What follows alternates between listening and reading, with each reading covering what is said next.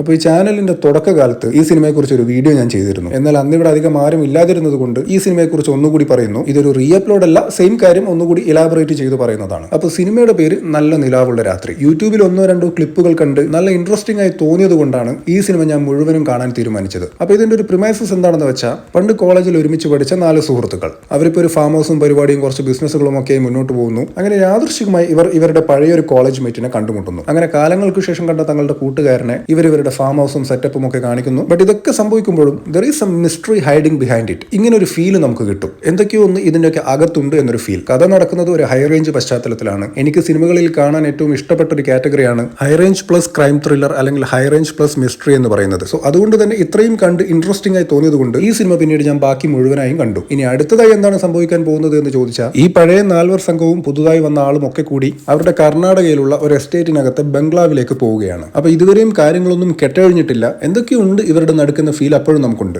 അങ്ങനെ ആ ബംഗ്ലാവിലേക്ക് അവരുടെ കൂട്ടത്തിലെ 6-മൻ വരികയാണ്. ആളുടെ വെളിപ്പേരാണ് ഇരുമ്പൻ. അപ്പോൾ ഈ വന്ന 6-മനും മുൻപ് വന്ന 5-മനും തമ്മിൽ അത്ര രസത്തിലല്ല, അത് ആദ്യമേ തന്നെ പറയുന്നുമുണ്ട്. സോ അവർക്കിടയിലും എന്തോ ഉണ്ട്. അങ്ങനെ ഇരിക്കെ അവരിയ്ക്കുന്ന ബംഗ്ലാവിലേക്ക് ഒരു മാരക അറ്റാക്ക് നടക്കുകയാണ്. അറ്റാക്ക് എന്ന് പറയുമ്പോൾ ഡെഡ്ലി അസോൾട്ട്, കൊല്ലണം എന്നുള്ള ഉദ്ദേശത്തോടു കൂടി ചെയ്യുന്നത് പോലെ തന്നെ. ആൻഡ് ഒരു ഘട്ടത്തിൽ ഈ വന്നിരിക്കുന്നത് മനുഷ്യന്മാരാണോ എന്ന് പോലും നമുക്ക് സംശയം തോന്നും. അങ്ങനെ ഒടുക്കം ആക്രമണങ്ങൾക്കും പ്രത്യാക്രമണങ്ങൾക്കും ഒടുവിൽ കുറച്ചുപേർ കൊല്ലപ്പെടുന്നു. ബാക്കിയായ കുറച്ചുപേർ ആ ബംഗ്ലാവിന് പുറത്തേക്ക് ഇറങ്ങി രക്ഷപ്പെടുന്നു. പോകുന്ന പോക്കിൽ അവരൊരു ജീപ്പിൽ കയറുന്നു. പക്ഷേ ജീപ്പിൽ കയറി രക്ഷപ്പെട്ടു എന്ന് കരുതുമ്പോഴാണ് അവർക്ക് മനസ്സിലാവുന്നത് അവർ യഥാർത്ഥത്തിൽ രക്ഷപ്പെടുകയല്ല, ട്രാപ്പിലാവുകയാണ് ചെയ്തതെന്ന്. ആ പോയിന്റിൽ വെച്ച് പടം അവസാനിക്കുകയാണ്. എങ്ങനെയുണ്ട്? നൈസ് അല്ലേ? അപ്പൊ നിങ്ങൾക്ക് ഇപ്പോൾ ഒരു ചോദ്യം ബാക്കി ഉണ്ടാവില്ലേ? അല്ലടോ, അപ്പൊ നീ ഇതിന്റെ ഫസ്റ്റ് ഹാഫിൽ പറഞ്ഞ കാര്യങ്ങളൊക്കെ എന്തായി? ആ വന്നവനും ഓൾറെഡി അവിടെ ഉണ്ടായിരുന്ന 4 പേരും തമ്മിലുള്ള ദുരൂഹതയൊക്കെ, ആ ദുരൂഹതയുടെ ഭാഗമായിട്ടാണോ ഈ കണ്ട ആക്രമണങ്ങളൊക്കെ ഉണ്ടായത്? അല്ല.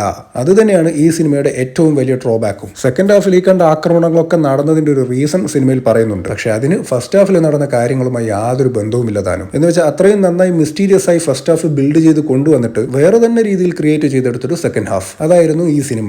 ഇപ്പോഴും ഈ സിനിമയുടെ ഫസ്റ്റ് ഹാഫിന് വേറൊരു സെക്കൻഡ് ഹാഫും ഈ സിനിമയുടെ സെക്കൻഡ് ഹാഫിന് വേറൊരു ഫസ്റ്റ് ഹാഫും ഉണ്ടാക്കിയെടുത്താൽ ഇപ്പോൾ ഉള്ളതിനേക്കാൾ മികച്ചൊരു സിനിമയാക്കി അതിനെ മാറ്റാൻ കഴിയും. സോ ഈ സിനിമ കണ്ടിട്ടുള്ളവർ നിങ്ങളുടെ അഭിപ്രായങ്ങൾ പങ്കുവെക്കുക.